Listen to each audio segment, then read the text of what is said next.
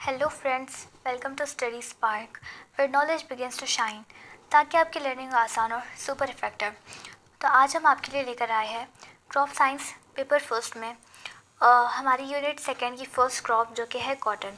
Okay, सो आज के इस लेक्चर वीडियो में हम डील करने वाले हैं कॉटन के साथ। ओके, जो अगेन एक इम्पॉर्टेंट क्रॉप है जो कि 8 मार्क्स कैरी कर सकती है। आपको इस पर 8 मार्क का क्वेश्चन देखने को मिल सकता है, आप इसे स्किप बिल्कुल नहीं कर सकते हैं।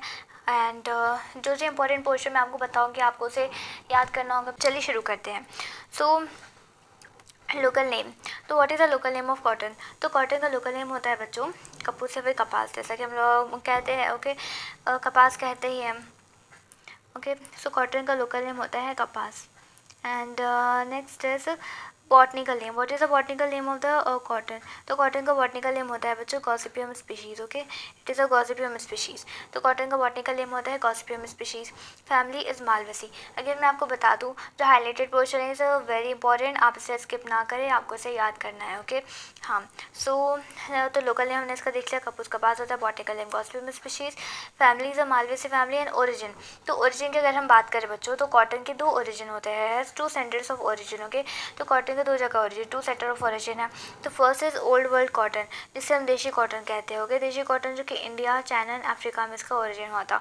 And next is a new world cotton. New world cotton का हम अमेरिकन कॉटन भी कहते हैं, जिसका मैक्सिको और सेंट्रल अमेरिका में ओरिजिन हुआ था। ओके, अब नेक्स्ट हम देखते हैं कॉटन की स्पीशीज़। तो कॉटन की स्पीशीज़ जितनी हमें बताया, तो ओल्ड वर्ल्ड कॉटन की स्पीशीज़ होती है गॉसिपियम आर्बोरियम, जो कि इंडिया से मिली थी, अपनी शॉर्ट स्टेपल एंड कोर्स होती है। ओके, यानी कि हम भारत की देसी कपास है। ओके, देशी कॉटन है। ओके, गॉसिपियम आर्बोरियम जो हमारी भारत की, इंडिया की है, तो देशी कपास है। इसके ratio fibre, okay, short staple and course, यानी कि इसके जो रेशियो होते हैं इसके, तो ये cotton old world cotton Gossypium arboreum के जो रेशियो होते हैं वो छोटे और मोटे होते हैं। ओके, नेक्स्ट देखते हैं हम न्यू वर्ल्ड कॉटन। नहीं, इसमें सेकंड बच गया है अपना। Second is a gossypium herbaceum. Okay, इसका ओरिजिन फ्रॉम सेंट्रल एशिया का है। इसका ओरिजिन कहाँ का है बच्चों? सेंट्रल एशिया का इसका ओरिजिन है। इसके रेशियो लॉन्ग स्टेपल एंड फाइनर होते हैं। इसके रेशियो जो होते हैं लंबे और फाइनर, मुलायम होते हैं। इसके जो रेशियो होते हैं लंबे और मुलायम होते हैं। Next is a new world cotton. तो न्यू वर्ल्ड कॉटन में आता है Gossypium hirsutum. Okay, and Gossypium hirsutum. इसका ओरिजिन होता है बच्चों अमेरिका का। इसका ओरिजिन है अमेरिका का। Medium to long staple, much finer. Okay, तो इसके जो रेशियो होते हैं बच्चों वो मध्यम से लंबे और बहुत अच्छे होते हैं। ओके, एंड इसमें दूसरी स्पीशीज़ है गॉसिपियम बारबेडेंस। ओके, जिसका ओरिजिन इजिप्ट का है। Not grown for the commercial purpose. Okay, तो ये अपने इजिप्ट की है, तो इसका ओरिजिन है। इसके रेशियो जो है बहुत लंबे और बढ़िया होते हैं। ओके, अच्छे होते हैं। Next is economic uses. Okay, अब हमें इसके इकोनॉमिक यूजेस देखना होंगे कॉटन के। तो what are economic uses of cotton? तो आपको ये याद करना होगा बच्चों, आपको मिनिमम इसके 8 पॉइंट याद कर लें। आप एक बार रीड भी कर लेंगे ना, आप दिल से मेरे बहुत इजीली लिख सकते हैं। ओके, सो 8 पॉइंट मिनिमम इसके याद कर लें, और हो सकता है इससे आपको इस पर 2 या फिर 4 मार्क का क्वेश्चन देखने को मिल जाए। Okay, it is important. Okay, it is important. तो देखें, it is an important cash crop of India.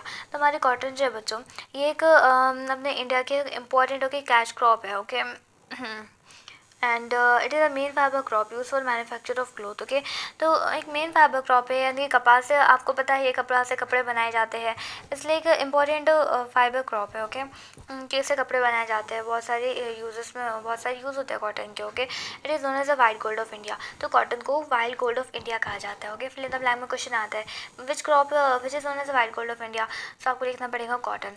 Okay, और आ सकता है कि cotton is known as white gold of India. Okay, so important point है ये, इसे याद करें। Next, cotton seeds contain protein, carbohydrate, vitamin and minerals. Okay, so कपास के जो बीज होते हैं, कपास के बीजों में प्रोटीन, कार्बोहाइड्रेट, विटामिन और मिनरल्स पाए जाते हैं। Okay, and next is cotton oil is edible oil रहता and use for the preparation of vanaspati ghee as well as mixed with the pickles. Okay, so बच्चों जो कपास के बीज का जो तेल निकलता है बच्चों के, तो कपास के बीज का जो तेल होता है वो खाने में यूज़ किया जाता है। ओके, वनस्पति घी और अचार बनाने में भी यूज़ किया जाता है कॉटन का जो ऑयल होता है। Okay, and next is it provide raw material to the industries for manufacture of soap, paint, cosmetics. Okay, so ये क्या करता है बच्चों कि कपास से साबुन, पेंट और कॉस्मेटिक और cosmetics and plastic, rubber, paper, insecticide and fungicide, यानी कि प्लास्टिक, रबर, कागज़, इंसेक्टिसाइड और बहुत सारे फंजीसाइड बनाने के लिए तो कॉटन के तो रॉ मटेरियल प्रोवाइड करते हैं वेरियस इंडस्ट्रीज़ को। ओके, रॉ मटेरियल यानी कि कच्चे माल को कहते हैं generally. Okay, next is cotton seeds and oil cake is feed to the cattle. Okay, so कपास के जो बीज होते हैं और ऑयल केक, इसे खली को कहा जाता है, ऑयल केक। ओके, खली को क्या कहा जाता है बच्चों? ऑयल केक कहा जाता है, जो कि पशुओं को यानी कि जो कैटल्स होते हैं, पशु कहते हैं हम लोग, कैटल यानी कि पशु, तो कैटल्स को क्या किया जाता है? चारे के रूप में दिया जाता है। ओके, कॉटन की सीड एंड ऑयल केक यानी कि खली जो होती है उसे कैटल्स को दो चारे के रूप में तो दिया जाता है। Okay, and next is the lint is use for surgical dressing, absorbent and cotton bedding etcetera. Okay, इसके जो लेंट होते हैं यानी कि रुई, रुई को कहा जाता है लेंट। तो कपास की जो रुई होती है बच्चों, उसका सर्जिकल ड्रेसिंग में, ओके, एंड एब्जॉर्बेंट के यानी कि गद्दी बनाने के लिए कॉटन की गद्दी बनाई जाती है, जिससे बहुत सारे स्पंज बनाया जैसा कि सोक कर लेता है, वैसे कॉटन तो इसको सोक कर सकता है, वैसे उसकी गद्दी बनाई जाती है पैडिंग में। ओके, एंड बनाने में यूज़ होता है। ओके, एंड सर्जिकल ड्रेसिंग में, एब्जॉर्बेंट कॉटन में, एंड बेडिंग यानी कि गद्दी बनाने के लिए भी यूज़ होता है। Okay, and cotton stalk are use as a fuel. तो कॉटन के स्टॉक जो होते हैं बच्चों वो एज अ फ्यूल यूज़ होते हैं। ओके, हाँ, सो बच्चों कॉटन के जो स्टॉक होते हैं वो एज अ फ्यूल यूज़ होते हैं, यानी कि ईंधन जलाने के लिए काम आते हैं। Okay, plants are used as thatching material and preparation of beans. Okay, हमारे जो कपास के पौधे होते हैं वो झोपड़ी की छत यानी कि छप्पर बनाने के लिए। ओके, तो क्या कहा जाए? Plant are use as thatching material and preparation of bins में यूज़ होते हैं, यानी कि कपास के जो पौधे होते हैं वो झोपड़ी की छत यानी कि छप्पर और अनाज रखने के लिए बिन यानी कि भंडार बनाने में यूज़ होते हैं। Okay, and so it provides employment to people in ginning and pressing, fiber making, textile and marketing. Okay, so कपास की जिनिंग, प्रोसेसिंग, कपड़ा और यानी कि टेक्सटाइल और मार्केटिंग में लोगों को रोज़गार मिलता है। कपड़ों के जो बहुत बड़े इंडस्ट्रीज़ होते हैं वो लोगों को रोज़गार प्रोवाइड करते हैं। In the ginning, pressing, fibre और मेकिंग टेक्सटाइल इंडस्ट्रीज़ में क्या करता है कि जो लोग होते हैं उन्हें रोज़गार प्रोवाइड करता है। Okay, in Maharashtra area under the cotton is divided into 3 main tract. Okay, तो महाराष्ट्र के में कपास के तो 3 मेन एरिया है, 3 मुख्य क्षेत्र है, 3 मेन इलाके है बोल सकते हैं हम। तो क्या क्या है वो? Vidarbha, Marathwada and Deccan tract. Okay, these are the 3 main areas, 3 main which are in Maharashtra. Okay, divided under the cotton. कि महाराष्ट्र कॉटन ग्रोइंग रीजन 3 है हमारे पास, विदर्भ, मराठवाड़ा एंड डेक्कन ट्रेड। तो Vidarbha is a major cotton growing region the Maharashtra. तो महाराष्ट्र में बच्चों विदर्भा जो है, ओके, सबसे ज़्यादा तो विदर्भा में है, तो सबसे अधिक यानी कि सबसे ज़्यादा तो कॉटन कहाँ पर ग्रो की जाती है? विदर्भा में ग्रो की जाती है। Next is the varieties of cotton. तो वैरायटीज़ ऑफ कॉटन में आता है देशी कॉटन और रेनफेड कॉटन, उसमें उसकी वैरायटीज़ है। सो वैरायटीज़ ऑफ कॉटन में है देशी कॉटन। ओके, तो देशी कॉटन की वैराइटीज़ है G6, G12, G22, G46, Eknath, Jyoti and ये सारे वैराइटीज़ हैं। तो बस आप इसमें से कोई 3 to 4 वैराइटीज़ याद कर लिए जो आपको ईजी लगे। तो आप देखिए यहाँ पर एक ट्रिक, आप जब पढ़ें तो जितना हो सके खुद के खुद ट्रिक्स बनाएं। अगर ट्रिक से याद करने की कोशिश करें तो आपको ज़्यादा टाइम तक है तो आपके दिमाग में रहेगा, एटलीस्ट आपके पेपर के टाइम तक तो आपके दिमाग में रहे, बाद में आप भूल जाए कुछ फ़ायदा, आपकी मर्ज़ी। ओके, तो देखिए यहाँ पे G6, G12, G22, 6, 12, 22, तो आप इसे इजीली याद कर सकते हैं। तो 3 वैराइटीज़ तो आप याद कर लें और फिर कोई एक वैराइटीज़ 46 याद कर लें या फिर जो भी आपको ईजी लगे। ओके, बट ये 3 वैराइटीज़ आप स्किप ना करें बिकॉज पे क्वेश्चन आ सकता है। ओके, तो वैराइटीज़ ऑफ कॉटन में आप भी याद कर ले देशी कॉटन के और रेनफेड कॉटन की varieties G6, G12 and G22। Okay, so desi cotton की कौन सी वैराइटीज़? ये सारी वैराइटीज़ देशी कॉटन की आपको याद करनी है। एंड अमेरिकन कॉटन और इरीगेटेड कॉटन। ओके, तो अमेरिकन कॉटन, इरीगेटेड कॉटन में आते हैं बुरी 147, बुरी 344 एंड 1007, पूर्णिमा, देवीराज, लक्ष्मी। तो वैराइटीज़ आपको इसकी याद करनी होंगी। ओके, सो नेक्स्ट हम देखते हैं हाइब्रिड कॉटन। तो हाइब्रिड कॉटन की वैराइटीज़ होती है H4, NH44, Godavari and Varalakshmi. Egyptian cotton varieties Sujata. Okay, and hybrid cotton variety अगर हम बात करें तो H4 उसके पेरेंट्स ये कैसे मिलती है वैराइटीज़ हमें? G67 अमेरिकन नेक्टरलेस को क्रॉस करने पर हमें क्या आता है? H4 हाइब्रिड वैरायटी मिलती है। और वारलक्ष्मी कैसे मिलती है? लक्ष्मी और SB289E, इन वैराइटीज़ को क्रॉस करने पर हमें वारलक्ष्मी मिलती है। ओके, नेक्स्ट अब हम देखते हैं बच्चों इकोलॉजी। तो इकोलॉजी में हमें देखना पड़ेगा इसका climate and then soil. Okay, सब हम देखते हैं बच्चों इसकी इकोलॉजी। हाँ,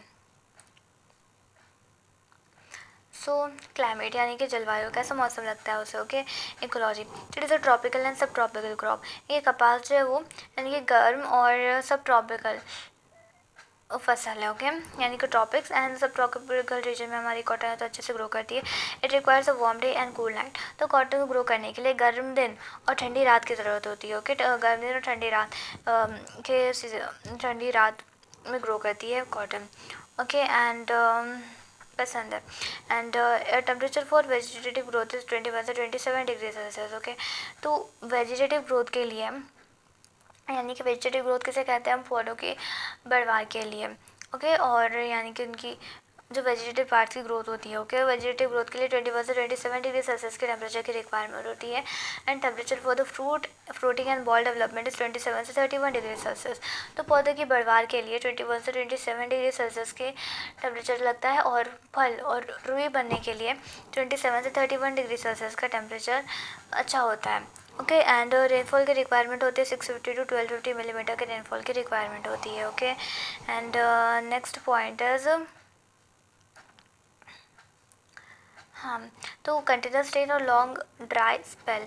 कंटिन्यूस रेन और long spell of dry and flowering and fruiting stage result in the shedding of buds and young bolls. Okay, so देखिए, तो फूल और फल यानी कि बॉल बनने के लिए समय लगातार बारिश या लंबे समय तक सूखा पड़ने से कलियाँ, बर्ड्स और छोटे बॉल, तो कलियों को क्या कहा जाता है बच्चों, बर्ड्स कहा जाता है।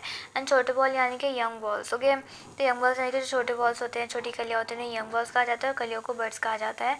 तो वो गिर जाते हैं। तो फूल और फल यानी कि बॉल बनने के समय अगर लगातार बारिश या लंबे समय तक सूखा पड़ जाता है, तो कलियाँ यानी कि जो बर्ड्स और छोटे बॉल यानी कि यंग बॉल्स यानी कि जो छोटी कलियाँ होती है, ओके, वो गिर जाती है। So and it cannot grow in a heavy rainfall, heavy humidity, cloudy weather and frost. Okay, which spread the pest and diseases. Okay, so ये बहुत कॉटन जो होती है हमारी, वो बहुत अधिक बारिश, ज़्यादा नमी, बादलों वाला मौसम और पाला कपास के लिए। ओके, फ्रॉस्ट किसे पाला वाले उसको कहते हैं हम फ्रॉस्ट। एंड सो कैसे क्लाइमेट चाहिए इसे, it can not be grown in a heavy rainfall यानी कि अधिक बारिश, ज़्यादा नमी, एंड फ्रॉस्ट क्लाउडी वेदर यानी कि ज़्यादा बादलों वाला, और पाला कपास के लिए अच्छी नहीं है। ओके, क्योंकि इससे कीड़े और उसके जो पेस्ट है और डिसीजेस जो होते हैं वो कॉटन को अफेक्ट कर लेते हैं। हाँ, इस वजह से वहाँ पर ग्रो नहीं कर सकती। नेक्स्ट है सॉइल, मिट्टी। कैसे मिट्टी की ज़रूरत होती है कॉटन को ग्रो करने के लिए, तो देखते हैं। तो soil should be well drain and fertile होनी चाहिए, having a good water holding capacity. तो हमारी जो सॉइल होती है वो मध्यम रेतीली और बलुई दोमट और जलोढ़ मिट्टी होनी चाहिए। ओके, एंड जो कि यहाँ पर गिवन है। ओके, एंड जरखेज़ पानी निकलने वाली और वाटर होल्डिंग कैपेसिटी होनी चाहिए। और हमारी जो सॉइल है बच्चों, उसकी गुड वाटर होल्डिंग कैपेसिटी भी होनी चाहिए। ओके, यानी कि पानी रोकने की क्षमता वाली होनी चाहिए, अच्छी उसमें पानी रोकने की क्षमता होनी चाहिए। Generally Maharashtra as rainfed cotton is grown in heavy to medium black soil. Okay, तो जनरली महाराष्ट्र में क्या होता है बच्चों,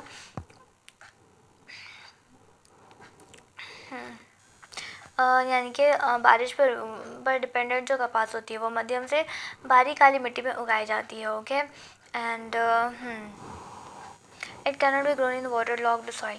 तो कॉटन जो होती है बच्चों हमारी, जहाँ पानी भर जाता है, ओके, वाटर लॉक, पानी जमा हो जाता है भरकर, तो वहाँ पर कॉटन ग्रो नहीं करती। पीएच 6.5 टू 7.5 का पीएच की रिक्वायरमेंट होती है। Next is the preparation of land. तो लैंड प्रिपरेशन यानी कि खेत की तैयारी को कहा जाता है लैंड प्रिपरेशन। तो cotton requires a fine and strong seed bed, यानी कि कपास के लिए ज़मीन जो है वो नर्म और अच्छी तरह तैयार होनी चाहिए। Okay, and fine and strong seed bed चाहिए। एंड और fine and strong seed bed यानी कि मजबूत सीड बेड की ज़रूरत होती है। तो for rainfed cotton crop land is ploughed after every 3 to 4 years. Okay, तो रेनफेड कॉटन यानी कि बालानी कपास को कहते हैं रेनफेड कॉटन। ओके, उसके लिए हर 3 से 4 साल में गहरी जुताई की जाती है। Okay, ploughed after every 3 to 4 years. Okay, and clods are crushed and 2 to 3 harrowing are given. फिर 2 से 3 बार है तो हैरोइंग चलाई जाती है। And then land is clean by removing the weed and stubbles of the previous crop. फिर क्या किया जाता है कि वीट्स और पुरानी फसल के जो स्टेबल्स यानी कि बचे कुछ स्टेम तने या कुछ भी होता है उसे हटा दिया जाता है। For irrigated crop land is ploughed with iron plough और ट्रैक्टर। तो इरीगेटेड क्रॉप के लिए क्या किया जाता है बच्चों? For irrigated crop, okay. So तो इरीगेटेड क्रॉप के लिए तो इरीगेटेड क्रॉप के लिए लोहे के हल या ट्रैक्टर से तो जुताई की जाती है, okay. Iron plug and tractor यानी कि लोहे के हल से या फिर ट्रैक्टर से जुताई की जाती है। फिर clods are crushed and 2 to 3 crosswise harrowing are given, okay. फिर क्या किया जाता है? क्लॉट्स को यानी कि मिट्टी के ढेलों को तोड़ दिया जाता है। फिर 2 से 3 बार तो क्रॉस हैरो चलाया जाता है, ओके। एंड फिर land is clean by removing the weeds and stubbles of the previous crop. फिर क्या जाता है कि लैंड से वीड यानी कि जो अनवांटेड क्रॉप होती है, weeds and stubbles of the previous crop यानी कि पिछली फसल के जो बचे कुछ पार्ट्स होते हैं, तने जो भी बचे कुछ पार्ट्स होते हैं, रिमूव किया जाता है, ओके। उससे लैंड क्लीन किया जाता है by removing the weed stubbles of the previous crop. And finally the ridges and furrows are prepared in the soil. फिर क्या जाता है अंत में? रिजेस एंड फरोज यानी कि मेड और नालियाँ के रिजेस एंड फरोज तो बनाए जाते हैं इन द सॉइल। अब हम देखते हैं next is seed treatment in the cotton. तो सीड ट्रीटमेंट यानी कि बीज का इलाज, कैसा बीज का उपचार किया जाता है? तो पहले देखते हैं वाटर सोकिंग। तो पहला होता है water soaking, then cow dung slurry, organomercurial fungicide and acid एलिमेंटिंग, ओके। तो वाटर सोकिंग में क्या किया जाता है? पानी में भिगो कर रखते हैं हम सीड को। नहीं, काउडंग स्लरी यानी कि गोबर का घोल में रखा जाता, गोबर का घोल होता है काउडंग स्लरी मतलब। ऑर्गेनोमर्क्यूरियल फंजीसाइड यानी कि ऑर्गेनोमर्क्यूरियल फंजीसाइड किसे कहते हैं हम? फफूंद से बचाने की दवा होती है ये, ओके। एसिड एलिमेंटिंग यानी कि बीज के ऊपर के रेशे हटाने के लिए सल्फ्यूरिक एसिड का, एसिड एलिमेंटिंग में क्या होता है कि बीज के ऊपर के रेशे हटाने के लिए सल्फ्यूरिक एसिड का यूज़ किया जाता है, ओके। तो अब देखते हैं वाटर सोकिंग यानी कि पानी में भिगोना। तो cotton seeds are soaked in water for 2 to 5 hours यानी कि बीजों को 2 से 5 घंटे पानी में भिगो कर रखा जाता है। फिर क्या होता है? Light and disease seeds float on the surface of water should be removed. फिर क्या होता है? जो हल्के और ख़राब बीज होते हैं ऊपर तैरने लगते हैं, फिर उन्हें क्या होता है? इन्हें निकाल दिया जाता है, ओके। फिर देखें, फिर healthy seeds remain in the bottom should be taken and dried in the shade and then use for the sowing. फिर क्या किया जाता है? जो अच्छे बीज होते हैं जो नीचे बैठ जाते हैं, जो अच्छे बीज होते हैं, हेल्दी बीज होते हैं, हेल्दी सीड्स होते हैं, वो क्या होते हैं? नीचे बैठ जाते हैं बच्चों। फिर उन्हें क्या किया जाता है? निकाल कर छाया में सुखाकर फिर बो देते हैं, ओके। उन्हें क्या कहते हैं? जो हेल्दी सीड्स वाटर में बैठ जाते हैं उन्हें निकाला जाता है, उन्हें एक शेड में यानी कि छाया के अंदर सुखाया जाता है, फिर बाद में उन्हें बो दिया जाता है, okay. And then use for the sowing. The statement help to increase the germination and for selecting healthy seeds, okay. तो इससे क्या होता है? उनका अंकुरन यानी उनका जर्मिनेशन अच्छा हो जाता है और स्वस्थ बीज चुने जाते हैं यानी कि healthy selecting healthy seeds, okay. Healthy seeds को सेलेक्ट किया जाता है। एंड नेक्स्ट अब हम देखते हैं बच्चों, next is a cow dung slurry, okay. तो next point is a cow dung slurry cotton के ट्रीटमेंट में। एंड सीड ट्रीटमेंट में आता है नेक्स्ट काउ डंग स्लरी। तो cotton seeds are rubbed with thick cow dung slurry and dried in a shade before sowing. तो फिर क्या किया जाता है बच्चों? की कॉटन के सीड्स को काउ डंग स्लरी में है तो कपास के बीजों को गाढ़े गोबर के घोल से तो रगड़ कर छाया में सुखाया जाता है, ओके। तो वही कहा गया कॉटन से rubbed with thick cow dung slurry and dried in shade before sowing, okay. और कपास के बीजों को गाढ़े गोबर के घोल से तो रगड़कर छाया में सुखाया जाता है। Due to this treatment the first do not entangled among the obstacle into each other. तो इससे क्या होता है कि बीजों के ऊपर के रेशे जैसे फर्ज किया जाता है, फर्ज यानी कि बीजों के ऊपर के जो रेशे हैं बच्चों वो अलग अलग हो जाते हैं और आपस में नहीं चिपकते, नहीं उलझते, okay. This treatment is given for convenience यानी कि हेल्प इन द सोइंग। इससे क्या होता है? बुआई यानी कि सोइंग करने में हम आसानी हो जाती है ना, इसलिए किया जाता है। Next organomercurial fungicide, okay. The seeds of cotton are treated with 1% organomercurial fungicide like agrosone, seracin, bavestin, therum, okay. 3 gram seeds पर 3 ग्राम पर kg सीड्स मिलाया जाता है, ओके। दैट इज क्या कहा गया है कि बीजों को एग्रोसोन, सेरासन एंड बेविस्टिन, थीरम, ओके, 3 ग्राम पर किलो है तो बीज से है तो उपचारित किया जाता है, ओके। से इलाज किया जाता है, उनका ट्रीट किया जाता है। तो this treatment help to avoid the seeds and soil borne fungal diseases. तो इससे क्या होता है, बीज और मिट्टी में लगने वाली फफूंद यानी कि फंगल डिसीजेस से क्या होता है, वो प्रोटेक्टेड हो जाती है, उससे बचाव हो जाता है। Next is acid delinting. Acid delinting में क्या होता है बच्चों, removal of first from the cotton seeds known as delinting. Okay, so देखिए एसिड डेरिवेटिव में क्या होता है, सल्फ्यूरिक एसिड H2SO4 से बीज के ऊपर के रेशे यानी कि फर्स्ट को क्या किया जाता है, हटाया जाता है। ओके, बीज के ऊपर के रेशे यानी कि फर्स्ट को हटाया जाता है। तो सल्फ्यूरिक एसिड से बीज के ऊपर के रेशे यानी कि फर्स्ट को हटाया जाता है, इसे डेलिनेटिंग कहते हैं। ओके, यही कहा गया है यहाँ पर। तो रिमूवल ऑफ फर्स्ट यानी कि बीज के ऊपर के रेशे को सल्फ्यूरिक एसिड से हटाने को हम क्या कहते हैं, डेलिनेटिंग कहते हैं। तो cotton seeds are treated with H2SO4 sulphuric acid, then seeds are washed with water, dried in shade and use for the sowing. तो फिर क्या किया जाता है, इसके बाद बीजों को पानी से धोकर छाया में सुखाया जाता है। Okay, H2SO4 seeds are washed with water and dried in the shade and use for the sowing. यानी कि इसके बाद क्या किया जाता है कि बीजों को पानी से धोकर छाया में सुखाया जाता है, एंड इससे क्या होता है कि उनका जर्मिनेशन बढ़ जाता है और सोइंग में ईजी होता है, इस वजह से वो यूज़ किया जाता है। तो वही कहा गया, seed treatment helps to remove the first and increase the germination and convenience, तो सोइंग के लिए किया जाता है। नेक्स्ट अब हम देखते हैं बच्चों methods of sowing. So methods of sowing में आता है ड्रिलिंग, डबलिंग एंड ट्रांसप्लांटिंग। तो ड्रिलिंग जो है मशीन से लाइन में बीज बोने को ड्रिलिंग कहते हैं। ओके, शॉर्ट में ड्रिलिंग मतलब कि मशीन से लाइन में बीज बोना इस ड्रिलिंग। नेक्स्ट इज डिबलिंग, यानी कि हाथ से गड्ढा बनाकर बीज डालने को डिबलिंग कहते हैं। देखो, तो मशीन से लाइन में बीज बोलने को ड्रिलिंग कहा हमने, डबलिंग यानी कि हाथ से गड्ढा बनाकर बीज डालना है डबलिंग। ट्रांसप्लांटिंग यानी कि पहले पौधे तैयार करना फिर खेत में लगाना, ट्रांसप्लांटिंग यानी कि पहले पौधों को तैयार करना फिर बाद में खेत में लगाना था ट्रांसप्लांटिंग। तो बच्चों सीडेड इज अगेन इंपॉर्टेंट। तो देशी कॉटन, तो देशी कॉटन का सीडेड होता है 12 to 15 kg पर हेक्टर का, अमेरिकन कॉटन का होता है 8 to 10 kg पर हेक्टर का, हाइब्रिड कॉटन का होता है 3 to 4 kg पर हेक्टर का। स्पेसिंग इंपॉर्टेंट है, देशी कॉटन की होती है 45 to 22 सेंटीमीटर पे, अमेरिकन कॉटन की होती है 16 to 30 सेंटीमीटर पे, हाइब्रिड कॉटन रेडबेड की होती है 19 to 60 सेंटीमीटर पे, हाइब्रिड कॉटन इरीगेटेड की होती है 110 to 90 सेंटीमीटर पे। So next is manures and fertiliser. So manure and fertiliser आप एक बार पढ़ लें।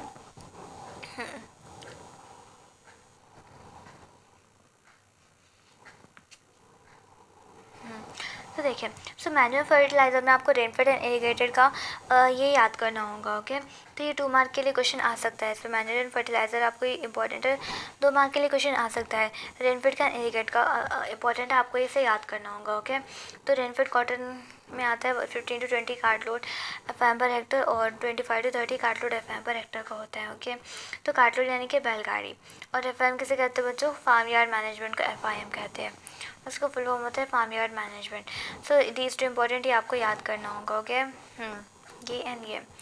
अब fertilizers and next point is a fertilizer, ये आप पढ़ लें एक बार। अब हम देखते हैं बच्चों इरिगेशन। सो इरिगेशन देखते हैं अब हम। So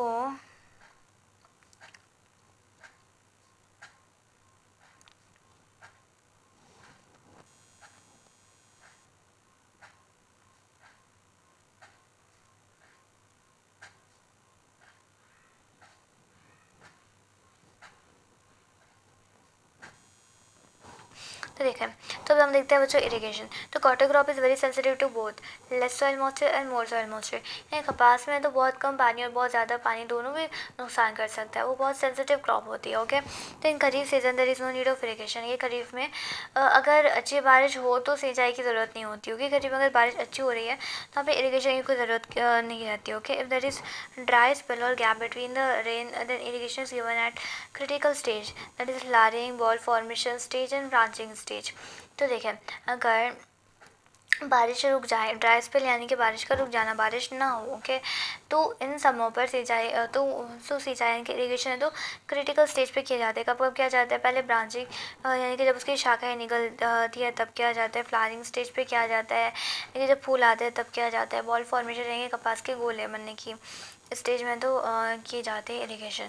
okay, while summer season irrigation given at the interval of 7 to 8 days। तो समर सीजन में बच्चों 7 to 8 days के इंटरवल पे तो सिंचाई की जाती है, इरिगेशन किया जाता है।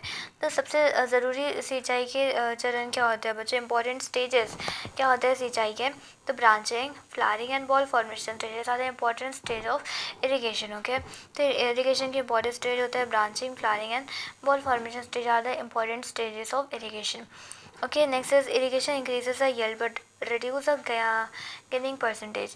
तो इरिगेशन से क्या होता है, उसकी उपज यानी कि yield तो बढ़ती है, लेकिन गेनिंग परसेंटेज किसे कहते हैं बच्चों, यानी कि उसकी जो रुई निकलने की प्रतिशत होती है। ओके, तो रुई निकलने का जो प्रतिशत यानी कि परसेंटेज होता है बच्चों। ओके, तो देखो, तो इरिगेशन से उसकी yield तो बढ़ रही है, देखा हमने, लेकिन उसका जो रुई निकलने का यानी कि गेनिंग परसेंटेज है बच्चों, रुई निकलने का परसेंटेज है वो थोड़ा कम हो जाता है। ओके, रिड्यूस हो जाता है, थोड़ा कम हो जाता है। अब हम देखते हैं बच्चों inter cultivation.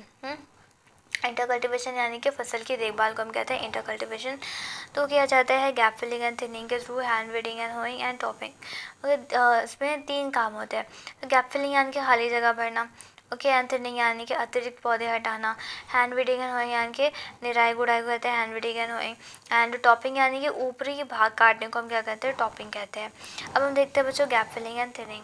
So gap filling and thinning is important है, आपको याद करना होगा। So gap filling and thinning देखिए क्या कहा है यहाँ पे, this should be done 5 to 7 days after sowing. तो 5 to 7 days after sowing gap filling and thinning की जाती है। बीज को 12 घंटे पानी में भिगोएं, एंड द सीड में भी soaked for 12 hours in the water. तो बीज को क्या किया जाता है, 12 घंटे पानी में भिगो कर रखा जाता है। Okay, then rubbed with the cow dung paste. फिर क्या जाता है, फिर गोबर के लेप्सों से रगड़ा जाता है। Okay, add small quantity of urea with the paste. Okay, उसमें क्या थोड़ा सा यूरिया मिलाया जाता है। ओके, एंड उस पेस्ट में क्या किया जाता है, थोड़ा सा यूरिया मिलाया जाता है। It would help in the quicker germination. तो उसमें यूरिया मिलाया गया, उससे क्या हुआ, उससे हमें क्या मदद मिली, उससे बीज जल्दी अंकुरित होता है। ओके, यानी अंकुरित यानी कि जर्मिनेट होता है, क्विकर जर्मिनेशन में हेल्प करता है वो। Okay, urea and thinning. Next is thinning. Thinning किसे कहते हैं, अतिरिक्त पौधे हटाने को हम थिनिंग कहते हैं। Okay, thinning should be done up to 2 to 3 weeks after sowing, यानी कि बुआई के 2 से 3 सप्ताह यानी कि वीक हफ्ते बाद तो क्या कर जाती है, थिनिंग की जाती है। कि only healthy seedling should be kept in the field. देखिए क्या जाता है, केवल स्वस्थ यानी कि हेल्दी पौधों को रखा जाता है, डिसीज और जो अनहेल्दी पौधे होते हैं उन्हें हटा दिया जाता है। The optimum plant population for देशी cotton is 80,000 to 1 lakh. Okay, and for American cotton is 60,000 to 65,000 plants per hectare होती है। ओके, एंड तो देशी कॉटन के लिए क्या 80,000 से 1 लाख तो पौधे पर हेक्टर की संख्या होती है। एंड अमेरिकन कॉटन के लिए जो ऑप्टिमम प्लांट पॉपुलेशन होती है बच्चों, यानी कि सही पौधों की जो संख्या होती है वो कितनी होती है, 60,000 to 65,000 पौधे पर हेक्टर लगाए जाते हैं। ओके, अब हम नेक्स्ट पॉइंट इज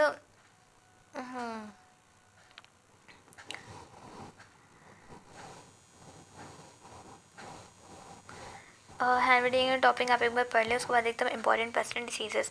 तो paste of cotton divide into two groups. Okay, pre flowering और बिफोर फ्लावरिंग पेस्ट होते हैं, पोस्ट फ्लावरिंग और आफ्टर फ्लावरिंग पेस्ट होते हैं। तो प्री फ्लावरिंग और बिफोर फ्लावरिंग पेस्ट इंपॉर्टेंट है, आपको इसे याद करना होगा। ओके, तो कौन कौन से होते हैं प्री फ्लावरिंग में आते हैं, aphids, jassids, thrips, white flies, mites and red cotton bug. तो आपको याद करना होगा। एंड इनका नेचर और डैमेज एंड कंट्रोल मेजर्स आप 2-3 बार रीड कर लिए। एंड सो देखते हैं next is the post flowering और आफ्टर फ्लावरिंग। तो post flowering and after flowering इसके पेस्ट होते हैं spotted bollworm, pink bollworm and American bollworm. Okay, and so next point अब हम देखते हैं बच्चे इंपॉर्टेंट डिसीजेस। इंपॉर्टेंट डिजीज में आते हैं एंथ्रैक्नोज, वेल्ट, आई और पाउडर मिल्ड्यू, ब्लैक ग्राम और bacterial blight and leaf spot. Okay, these are the important diseases of cotton की हमारे। Okay, these are the important. ये क्या है बच्चों, कॉटन के इंपॉर्टेंट डिसीजेस है, एंथ्रैक्नोज, वेल्ट, डाई और पाउडर मिल्ड्यू, ब्लैक आर्म और bacterial blight and leaf spot. Okay, हाँ, अब सब देखते हैं बच्चों बेल्ट ऑफ कॉटन। तो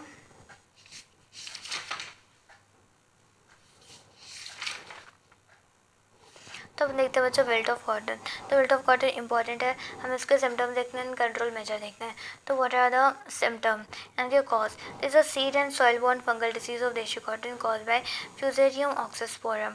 ओके, सो ये फंगस से होने वाली एक डिसीज़ है। ओके, इसका किसकी वजह से होती है, फ्यूजेरियम ऑक्सीस्पोरम नाम का एक फंगस है जिसकी वजह से डिसीज़ होती है बेल्ट ऑफ कॉटन। ओके, तो in the disease leaves become yellow and dry. तो यहाँ पे क्या हो जाता है, ये इस डिसीज़ में क्या होता है, यहाँ पे पत्तियाँ जो होती है वो पीली येलो हो जाती है और ड्राई हो जाती है। ग्रेजुअली होल प्लांट इज, धीरे धीरे पूरा पौधा क्या हो जाता है, मुरझा जाता है। Okay, and wilt and die from top to bottom. Okay. फिर पौधा ऊपर से नीचे तक है तो फिर सूखने लगता है, सूख जाता है। ओके। फिर रूट्स ऑल्सो बिकम वीक, उसके जो जड़ें और रूट्स होते हैं वो भी कमज़ोर हो जाती है। तो उसका कंट्रोल मेजर क्या होता है, उसे कैसे है तो नियंत्रण में लाया जाए, कैसे कंट्रोल किया जाए, तो ग्रो विल्ट रेजिस्टेंट वैरायटीज़। सो वहाँ पे क्या होता है, उसके विल्ट रेजिस्टेंट वैरायटीज ग्रो करनी होंगी हमें। ओके। एंड रेजिस्टेंस वैरायटीज तो ग्रो करनी होंगी। Treat the seeds with fungicide like the agrosan ceresan 5 to 7 gram per kg of seeds. Okay. यानी कि हमें फिर क्या करना पड़ेगा कि बीज को एग्रोसोन या सेरेसन जैसे फंगिसाइड से तो उसे ट्रीट करना होगा। Remove and destroy the affected plant, और हमारे जो अफेक्टेड प्लांट होते हैं बच्चों ने हटाना पड़ेगा। ओके। वहाँ से ओके पौधों को उखाड़ कर नष्ट करना होगा। ओके। जो अफेक्टेड प्लांट उन्हें उखाड़ कर नष्ट करना होगा, डिस्ट्रॉय करना होगा। दाहिया और powdery mildew, next is Dahiya and powdery mildew, सफ़ेद चूरन रोग भी कहा जाता है इसे। इसका सिम्टम एंड कंट्रोल मेजर देखते हैं हम बच्चों से। ओके। तो क्या कारण हो सकते हैं, this a fungal disease found on a desi cotton cause by ramularia areola. Okay. तो ये भी फंगस से होने वाली एक डिसीज़ है। उनके अंदर disease white powdery growth is appeared on the old leaves and shoot due to leaves dry हो जाते हैं एंड ड्रॉप डाउन। ओके। ये भी एक फंगस से होने वाली बीमारी है। इसका कारण है तो रामूलारिया एरियोला है। ओके। इसके सिम्टम्स क्या होते हैं बच्चों, तो ये उसके सिम्टम्स से हमने क्या कहा कि उसमें क्या होता है कि पुराने पत्ते और टहनियाँ जो है वो सफ़ेद पाउडर जैसे दिखाई देती है। Okay. White powdery growth is appeared on the old leaves and shoot, यानी कि जो पुराने पत्ते और टहनियाँ होते हैं वहाँ पर सफ़ेद पाउडर जैसे तो एक ग्रोथ दिखाई देती है। पत्तियाँ सूख कर है तो गिर जाती है। Okay. Shoots dry and drop down, okay सूख कर गिर जाती है। पौधे की है तो वृद्धि यानी कि उसकी जो ग्रोथ और उसकी उपज यानी कि यील्ड जो है बच्चों वो कम हो जाती है, ग्रोथ और यील्ड उसकी कम हो जाती है। तो उसका कंट्रोल मेजर क्या होगा कि ग्रोथ रेजिस्टेंट वैरायटीज़ यानी कि रोग रोधी उसकी वैरायटीज़ लगाना पड़ेंगी हमें, रेजिस्टेंट वैरायटीज़ लगाना पड़ेंगी। Dust 300 mill sulphur, okay 15 to 20 kg per hectare. Okay. 300 mill sulphur यानी कि 15 से 20 kg पर हेक्टर का छिड़काव यानी कि डस्टिंग करना होगी। Remove and destroy the affected plant. Okay. तो अफेक्टेड प्लांट जो होते हैं उन्हें हटाकर उन्हें नष्ट करना होगा, डिस्ट्रॉय करना होगा। जो अमेरिकन वैरायटीज़ ऑफ कॉटन, तो अमेरिकन कपास की फसलें लगाना पड़ेंगी। ओके। इनमें क्या होता है, अमेरिकन वैरायटी जो होती है वो रेजिस्टेंस होती है, वो अफेक्ट नहीं होती है। ओके। डिसीज़ कम हो लगती है और ज़्यादा जल्दी वो अफेक्ट नहीं होती है। ओके। सो अब हम देखते हैं बच्चों next is harvesting, picking and yield. Okay. Harvesting और पिकिंग एंड यील्ड देखते हैं अब हम। सो तो हार्वेस्टिंग, कटाई एंड तुड़ाई।